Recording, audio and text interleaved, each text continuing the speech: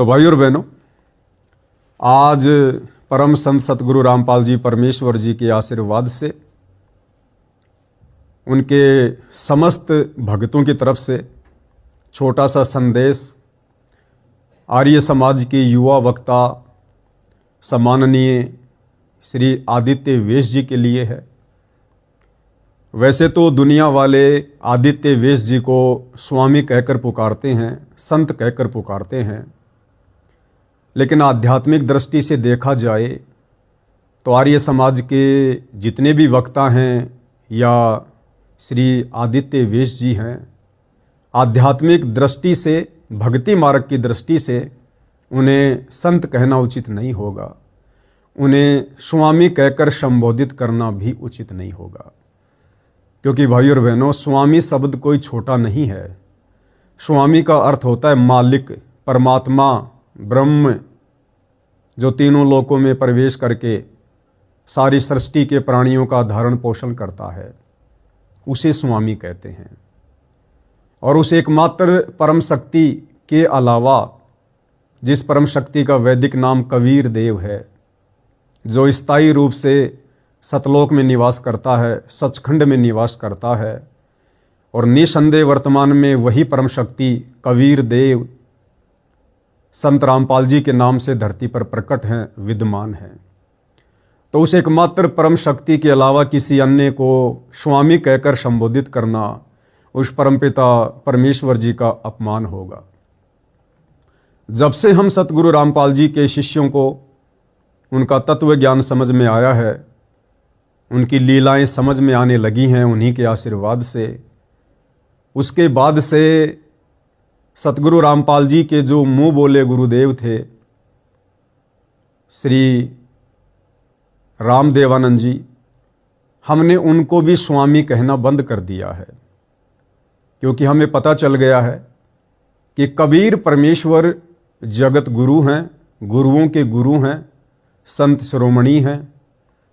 ये जो भी भूमिका अपने हाथ में लेते हैं, चाहे संत की हो, चाहे सतगुरु की हो, चाहे साहिब की हो, चाहे जगत गुरु की हो, चाहे तत्वदर्शी संत की हो, उसके बाद किसी अन्य व्यक्ति को इन शब्दों की उपमा देकर संबोधित करना उस परम सत्ता कबीर देव का अपमान होता है। तो संत रामपाल जी ने अपना मुंह बोला गुरु जिस आत्मा को बनाया था, आदरणीय रामदेवानंद जी को, उनसे पहले ही उन्होंने गुप्त रूप में वचन भरवा लिए थे कि गुरु शिष्य परंपरा को बनाए रखने के लिए आपने इस कलयुग की बिचली पीढ़ी में 12वें पंथ में मेरा मुंह बोला गुरु बनकर और दुनिया के सामने मेरा सतगुरु बनकर आपको एक एक्टिंग करनी होगी। जो लोग अध्यात्म के जानकार हैं उन्हें पता है कि जब कबीर परमात्मा 650 साल पहले बनारस के काशी शहर में लहरतारा तालाब पर कमल के विकसित फूल पर अवतरित हुए, सतलोक से आकर सशरीर प्रकट हुए, और जब ये 5 वर्ष के हुए तो उन्होंने एक अच्छी आत्मा पंडित रामानंद जी को अपना मुंह बोला गुरु धारण किया और रामानंद जी से कह दिया था कि आप सांसारिक दृष्टि में मेरे गुरु हैं, लेकिन आध्यात्मिक दृष्टि से मैं आपका गुरु हूँ। और ये भूमिका लगभग 120 वर्ष तक उन्होंने की, शिष्य के पद पर रहकर। आज तक कोई उसे नहीं जान पाया। तो इसी प्रकार वर्तमान में सतगुरु रामपाल जी ये स्वयं कबीर परमेश्वर हैं, जगत गुरु हैं। और जब जब कबीर परमात्मा धरती पर प्रकट होते हैं तो गुरु शिष्य परंपरा को बनाए रखने के लिए, क्योंकि ज्ञान गुरु के माध्यम से ही मिलता है, इसलिए उस परमात्मा ने एक साधारण व्यक्ति का जीवन जीते हुए, एक साधारण संत की भांति लीला करते हुए अपना एक मुंह बोला गुरु धारण करना पड़ता है, एक अच्छा भगत बनकर अपने भक्तों को शिक्षा देने के लिए और गुरु शिष्य परंपरा को बनाए रखने के लिए। तो जब से सतगुरु रामपाल जी के भक्तों को, उनके शिष्यों को ये स्वामी की परिभाषा समझ में आई है, उसके बाद हम अपने दादा गुरु को भी स्वामी शब्द से संबोधित नहीं करते हैं। तो स्वामी कहने का अधिकारी पूरी सृष्टि में, या संत कहलाने का अधिकारी पूरी सृष्टि में केवल कबीर देव है। और जब जब वो कबीर देव धरती पर संत रूप में प्रकट होता है, केवल उन्हीं को इन विशेष शब्दों से उपमा देकर संबोधित किया जा सकता है। तो आदरणीय आदित्य वेश जी को मैं संत भी नहीं कहूँगा, क्योंकि संत की परिभाषा क्या होती है? जो शास्त्रों से भली भांति परिचित होता है। अब शास्त्र का अर्थ कोई संस्कृत भाषा नहीं होता है कि जिसको संस्कृत भाषा बहुत अच्छी आती होगी वो शास्त्रों से परिचित होगा। संस्कृत केवल एक भाषा है, और एक भाषा का बहुत अच्छा ज्ञान हो जाने से कोई विद्वान नहीं कहा जा सकता। असल में विद्वान केवल कबीर परमात्मा ही है, उनके अलावा दूसरा सृष्टि में कोई विद्वान कहलाने का भी अधिकारी नहीं है। देखिए, संसार में हजारों भाषाएं हैं। क्या एक व्यक्ति, क्या एक इंसान उन संसार की समस्त हजारों भाषाओं का ज्ञाता हो सकता है? क्या उन भाषाओं का जानकार हो सकता है? कदापि नहीं हो सकता है। यदि आपको संस्कृत बहुत अच्छी आती है तो हो सकता है आपको पंजाबी नहीं आती, आपको चाइनीज़ भाषा नहीं आती, आपको फारसी नहीं आती। हो सकता है आपको चाइनीज़ भाषा बहुत अच्छी आती है तो आपको पंजाबी नहीं आती, आपको तेलुगु नहीं आती, नाइजीरिया की भाषा नहीं आती। तो किस आधार से आपको विद्वान की संज्ञा दें? तो विद्वान भी असल में कबीर परमात्मा ही कहलाने के अधिकारी हैं, क्योंकि कबीर परमात्मा सभी भाषाओं के जनक हैं, सभी भाषाओं के ज्ञाता हैं। और हम इंसानों की भाषा तो छोड़िए, वो परम शक्ति कबीर परमात्मा इस सृष्टि में जितने भी प्राणी हैं, 184 योनियों में, सूक्ष्म से लेकर और बड़े से बड़े जितने भी जीव जंतु हैं, वो परमात्मा उन 84 लाख योनियों में तरह तरह के प्राणियों की भाषा जानता है, उनके मन की भाषा भी जानता है, उनके अंतरात्मा की बात से भी वो परमात्मा परिचित है।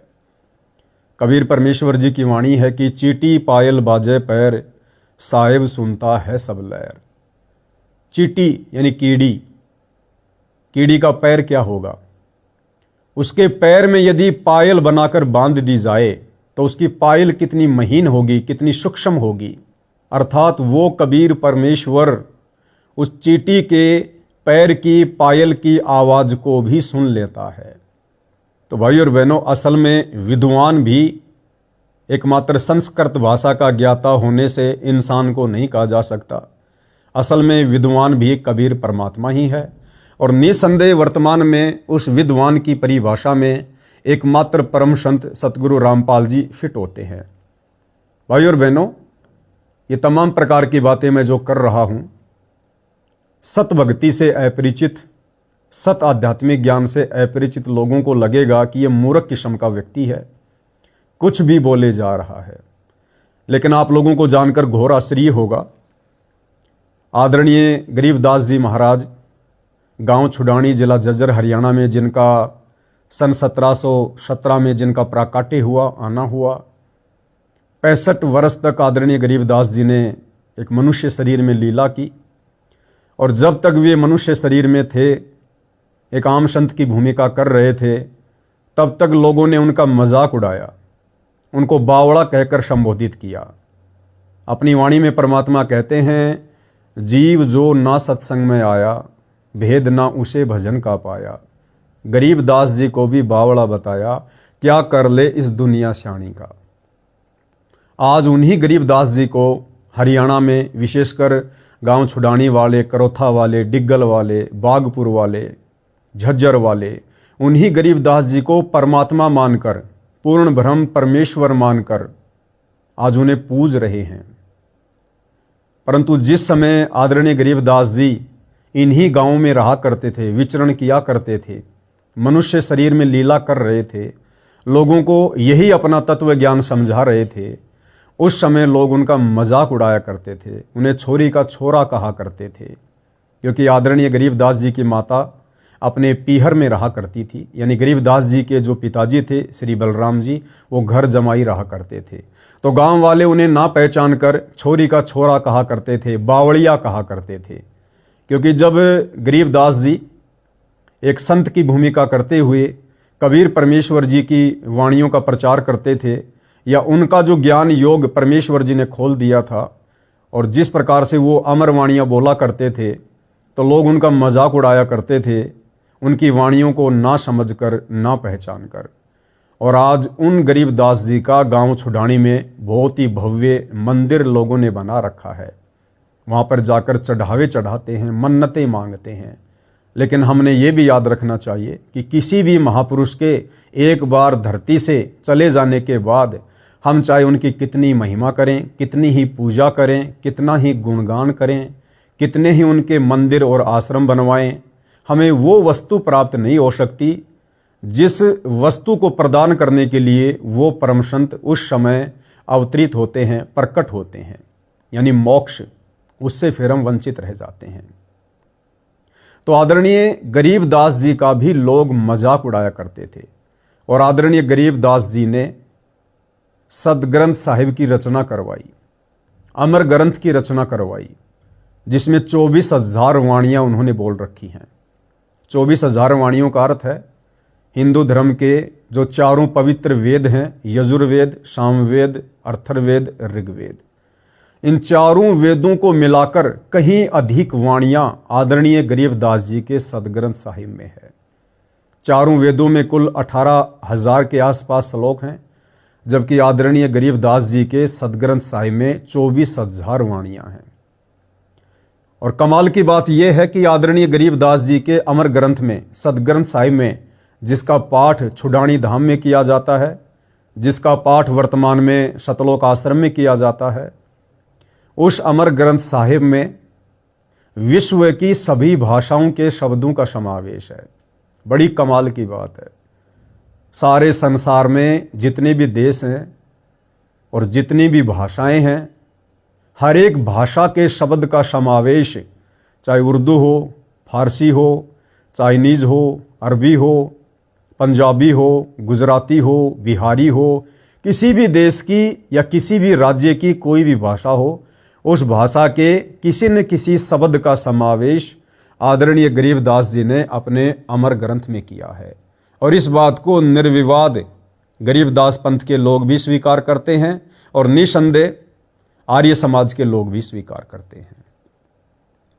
आज उन्हीं गरीबदास जी के मुख कमल से बोली गई वाणियों का खुलासा, अमर ग्रंथ साहिब का खुलासा यदि इस पूरे विश्व में कोई संत कर रहा है, कोई महापुरुष कर रहा है, तो केवल सतगुरु रामपाल जी हैं।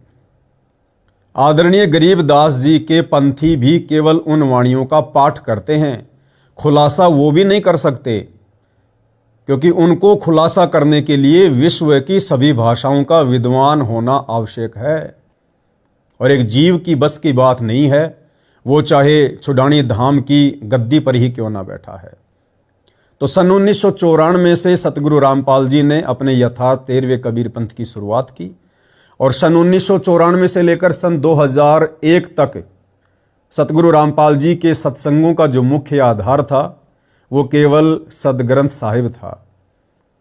यानी उस सदग्रंथ साहिब का खुलासा जिसे या तो गरीबदास जी कर सकते थे या कबीर परमात्मा कर सकते हैं, उस सदग्रंथ साहिब का खुलासा सतगुरु रामपाल जी ने किया, बखूबी किया।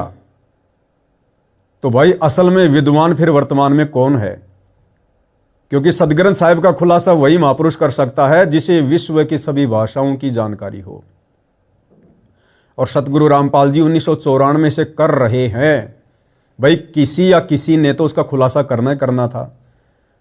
गरीबदास जी ऐसा तो है नहीं कि 24,000 वाणियाँ लिखकर खाली दुनिया को उलझाने की दृष्टि से वो चले गए लिखकर।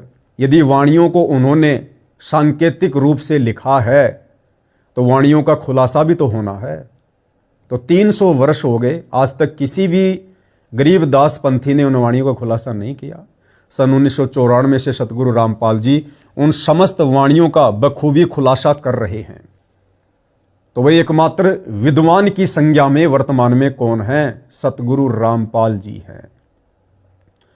हालांकि ये बातें आम दुनिया वालों को 2028 के बाद बखूबी समझ में आने लगेंगी, क्योंकि ये युग परिवर्तन का समय चल रहा है। पूरा विश्व युग परिवर्तन के दौर से गुजर रहा है और जब जब धरती पर युग परिवर्तन होता है तब तब त्राहिमाम त्राहिमाम होता है। त्रेता में राम रावण युद्ध हम सबको याद है। द्वापर में युग परिवर्तन का समय, हम द्वापर से कलयुग में आ रहे थे। महाभारत का युद्ध हुआ, 18 करोड़ सेना कट कट के मरी, त्राईमाम त्राईमाम हुआ। अब इस कलयुग की बिचली पीढ़ी में हम 1000 वर्ष के लिए सतयुग में जा रहे हैं। युग परिवर्तन 2028 के बाद तो भाई त्राहिमाम त्राहिमाम तो होगा। 2026 चल रही है, 2 से 2.5 वर्ष का समय है, लास्ट 3 वर्ष मान लीजिए, पूरी पृथ्वी पर त्राहिमाम त्राहिमाम होगा। कहीं प्राकृतिक आपदाएं आएंगी तो कहीं पर जो कृत्रिम आपदाएं हैं वो आएंगी। बाढ़, भूकंप, अकाल गिरेगा, अतिवृष्टि होगी, अनावृष्टि होगी, सूखा पड़ेगा, कहीं युद्ध होंगे, महायुद्ध होंगे, गृह युद्ध होंगे, विश्व युद्ध होगा, कहीं कोई वायरस आ रहा होगा, कहीं भूकंप आ रहा होगा। यानी तरह तरह से जन धन की भयंकर रूप से हानि होगी सन 2028 तक। और उसके बाद भविष्य मलिका के अनुसार पूरे विश्व की जनसंख्या मात्र 64 करोड़ रहने वाली है। आज जहां पूरे विश्व की जनसंख्या 8 अरब से भी ज़्यादा है, आने वाले 3 से 4 वर्षों में ये जनसंख्या घटकर मात्र 64 करोड़ रहने वाली है भविष्य मलिका के अनुसार। क्योंकि वर्तमान जनसंख्या को देखते हुए कोई भी व्यक्ति सतभक्ति मार्ग को स्वीकार नहीं करने वाला है। इस भौतिक युग की चक्काचौंध में कोई भी व्यक्ति भक्ति को स्वीकार करने वाला नहीं है। आज इंसान को अच्छे से खाना पीना, रहना, मनोरंजन के साधन, घूमने फिरने के साधन, बढ़िया टाइम पर खाना पीना मिल रहा है। इंसान को भक्ति से क्या लेना देना है? क्यों समझना है इंसान को कि मोक्ष क्या होता है, 84 लाख योनियाँ क्या होती हैं? यदि मोक्ष प्राप्त नहीं हुआ तो हमारे साथ में क्या बनेगा? जब इंसान को 2 टाइम की रोजी रोटी अच्छे से मिलती है तो उसे मोक्ष या आध्यात्मिक मार्ग से कोई लेना देना नहीं होता है। लेकिन परमात्मा संत रामपाल जी के रूप में धरती पर प्रकट हैं, विद्यमान हैं। 2028 युग परिवर्तन का समय है। पूरे विश्व को उन्होंने मोक्ष मार्ग से परिचित करवाना है, शास्त्र अनुकूल सत भक्ति देकर मोक्ष मार्ग दिखाना है, सृष्टि रचना समझानी है, परम संत और सतगुरु की परिभाषा से भी परिचित करवाना है। सीधे सीधे इंसान स्वीकार करने वाला नहीं है। इसलिए आने वाले समय में युग परिवर्तन के दौरान में इंसान को बंदर दिखाना भी अति आवश्यक है।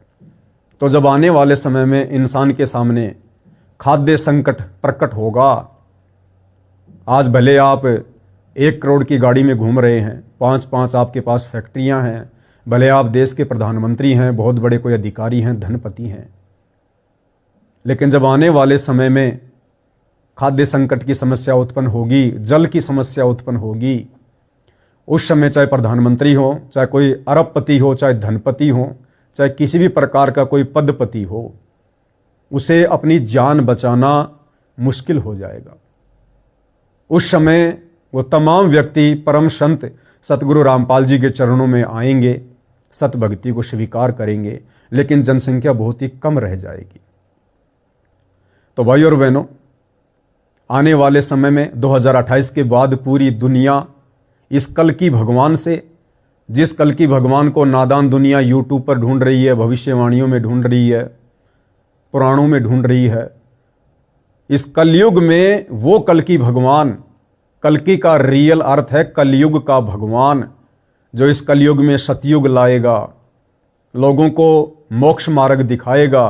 वो कल की भगवान वर्तमान में धरती पर सतगुरु रामपाल जी हैं, जो 8 सितंबर 1951 को प्रकट हो चुके हैं। 2028 के बाद दुनिया इस सत्य को सहज में स्वीकार करेगी, सहज में। तो कहने का मतलब है, एकमात्र विद्वान भी इस पृथ्वी पर वर्तमान में यदि कोई हैं तो सतगुरु रामपाल जी हैं। और मैं तो निवेदन करूंगा तमाम लोगों से, जिन लोगों को शंका है, जो लोग ये कहते हैं, विशेषकर श्री आदित्य वेश जी भी अपने प्रवचनों में कहते हैं कि हम संत रामपाल जी को कैसे विद्वान स्वीकार करें, उन्हें तो अच्छे से हिंदी भाषा भी बोलनी नहीं आती है, संस्कृत भाषा तो बहुत दूर की बात है। तो आदित्य वेश जी, देखिए, परमात्मा तो असंख्य भाषाओं के ज्ञाता हैं, जानकार हैं, लेकिन आप और हम सब 2 कौड़ी के तुच्छ जीव हैं। हमारी एक सीमा है, एक लिमिट है हमारे ज्ञान की, हमारी क्षमता की। तो परमात्मा ने आप और हमें समझाने के लिए केवल शब्दों का प्रयोग करना पड़ता है, चाहे वो क्षेत्रीय भाषा के हों, चाहे आम सामाजिक भाषा के हों। अब यदि सतगुरु रामपाल जी संस्कृत भाषा में प्रवचन करने लग जाएं या फिर अंग्रेजी भाषा में सत्संग करने लग जाएं, तो क्या फ़ायदा उस प्रवचन का, उस सत्संग का, जिसको कोई समझ ही ना सके। तो उनका मकसद तो अपनी आत्माओं तक ज्ञान पहुंचाना है। उसके लिए जिस भी भाषा का उन्होंने प्रयोग करना पड़ता है वे करते हैं। जैसे छोटा बच्चा होता है 6 महीने का, साल भर का, उसे बोलना नहीं आता है, उसे दूध कहकर माँ से दूध मांगना नहीं आता है, लेकिन बच्चा क्या इशारा करता है, क्या संकेत करता है, क्या भाषा बोलता है, दू दू दू दू, तो उसकी माँ समझ जाती है कि बच्चा भूखा है, इसको दूध की आवश्यकता है। वो तुरंत उसको स्तनपान करवाने लग जाती है। तो ये परमात्मा है, परमेश्वर हैं, स्वयं कबीर देव हैं, सारी सृष्टि के जनक हैं, विश्व की या सृष्टि की 184 योनियों की तमाम भाषाओं के ज्ञाता हैं, सर्वज्ञ हैं। और जहां इन्हें आवश्यकता होगी ये उन भाषाओं का भी प्रयोग करेंगे। फिर भी यदि किसी को विश्वास नहीं है तो मैं तो निवेदन करूंगा, यदि आपके अच्छे संपर्क शासन प्रशासन में हैं तो आप किसी भी देश की किसी भी भाषा में कोई भी एक श्लोक, और वो श्लोक रामायण का या महाभारत का नहीं, वरना फिर आपके मन में संदेह उत्पन्न होगा कि हो सकता है जी रामायण तो संत रामपाल जी को आती है, महाभारत तो संत रामपाल जी को याद है। आप किसी भी विश्व के किसी भी धर्म की किसी भी बात पर कोई भी श्लोक किसी भी भाषा में लिखकर, जो आपको लगता है कि ये भाषा संसार की सबसे कठिन सबसे जटिल भाषा है, उस भाषा में एक श्लोक लिखकर आप हिसार जेल में संत रामपाल जी के पास जाइए, और जिस प्रकार से संत से आशीर्वाद प्राप्त करने का तरीका गीता जी में अध्याय 4 श्लोक नंबर 34 में गीता ज्ञानदाता ने बताया है कि भली भांति जाकर उनको दंडवत प्रणाम करो, सरलता पूर्वक कपट छोड़कर उनसे व्यवहार करो और उनसे अध्यात्म ज्ञान के विषय में जानने की प्रार्थना करो। फिर वो परम संत, वो तत्वज्ञानी महात्मा आपको तत्व ज्ञान का उपदेश करेंगे। तो आप हिसार जेल में जाइए, 1, 2, 5, 10 श्लोक 10-15 भाषाओं के आप लिख कर जाइए और सतगुरु रामपाल जी को दंडवत प्रणाम करके आप उनके सामने वो पर्चा रखिए और उन्हें बोलिए कि हे गुरुदेव, हे परम शक्ति, जैसा हमने आपके विषय में सुना है, हमारी औकात नहीं आपकी परीक्षा लेने की, लेकिन हमें विश्वास हो कि वास्तव में आप परम शक्ति हो, परम विद्वान हो, सर्वज्ञ हो, समस्त भाषाओं के ज्ञाता हो। आप जी हमारी शंका के निवारण हेतु इन कुछ श्लोकों का हिंदी में अनुवाद कर दीजिए। यदि ऐसा नहीं हुआ भाई और बहनों, क्योंकि मैं अपने गुरुदेव भगवान के ऊपर विश्वास करके तमाम बातें बोलता हूँ, यदि ऐसा संभव ना हो तो मैं पवन दास, आप जैसा कहोगे मैं वैसा करने को तैयार रहूँगा। आप जिस भी चौराहे पर खड़ा करके नंगा करके मुझे फांसी तोड़ोगे, मैं सहर्ष स्वीकार कर लूँगा, क्योंकि मुझे उस परम शक्ति पर पूर्ण विश्वास है। तो कहने का मतलब है एकमात्र विद्वान भी वर्तमान में सतगुरु रामपाल जी ही हैं। 2028 के बाद पूरी दुनिया इसे स्वीकार कर लेगी। तो आदरणीय आदित्य वेश जी को हम संत भी नहीं कह सकते, क्योंकि संत असल में वो होता है जो समस्त शास्त्रों से परिचित होता है। शास्त्र चाहे किसी भी देश के, किसी भी ग्रंथ के और किसी भी भाषा में क्यों ना हो, जो उनको समझा दे वो असल में संत है। और विद्वान इसलिए नहीं कह सकते आदित्य वेश जी को, क्योंकि विद्वान वो होता है जिससे समस्त धर्मशास्त्रों की विद्वता का ज्ञान होता है। तो वे वर्तमान में केवल सतगुरु रामपाल जी हैं। हाँ, मैं आपको आदरणीय कहकर संबोधित करूंगा, कर भी रहा हूं, आदरणीय आदित्य वेश जी, क्योंकि आप आदरणीय हैं। सतगुरु रामपाल जी ने हमें धर्मशास्त्रों से बताया है कि इस संसार में जितने भी प्राणी हैं, जो वर्तमान में विशेषकर मानव शरीरधारी हैं, जिनको मनुष्य शरीर प्राप्त है, वो चाहे स्त्री हो चाहे वो पुरुष हो, वो सभी आदरणीय हैं, सम्माननीय हैं। क्यों? क्योंकि मनुष्य जन्म में ही मोक्ष प्राप्त किया जाता है। तो वर्तमान में जिन जिन आत्माओं को मनुष्य शरीर प्राप्त है, चाहे स्त्री हो चाहे पुरुष हो, और वर्तमान में सतगुरु रामपाल जी भी धरती पर प्रकट हैं जो मोक्ष के दाता हैं, तो वो तमाम आत्माएं सौभाग्यशाली हैं जिन्हें परम संत के समकालीन मनुष्य जन्म प्राप्त हैं। इसलिए वर्तमान में सतगुरु रामपाल जी के धरती पर रहते सहते जितने भी मनुष्य शरीरधारी शरीर हैं, चाहे स्त्री का हो चाहे पुरुष का हो, वो तमाम आदरणीय हैं। गरीबदास जी भी अपनी अमृतवाणी में कहते हैं कि गरीब नमो नमो सतपुरुष को, नमस्कार गुरु की नहीं, सुर नर मुनि जन साधुआ संतों सर्वश दीन ही। यानी सभी को मेरा प्रणाम है, क्योंकि सभी मनुष्य शरीरधारी प्राणी आदरणीय हैं, सम्माननीय हैं। तो आर्य समाज के जो प्रवक्ता हैं श्री आदित्य वेश जी, वो मुझ पवनदास के लिए और सतगुरु रामपाल जी परमेश्वर जी के जितने भी फॉलोवर हैं उन सब के लिए आदरणीय हैं, सम्माननीय हैं। हम आपको श्री कहकर संबोधित करेंगे, हम आपको श्रीमान कहकर संबोधित करेंगे, परंतु हम आप जी को इस सतभक्ति मार्ग की मर्यादाओं के अनुसार संत कहकर या विद्वान कहकर या फिर स्वामी कहकर संबोधित नहीं कर सकते।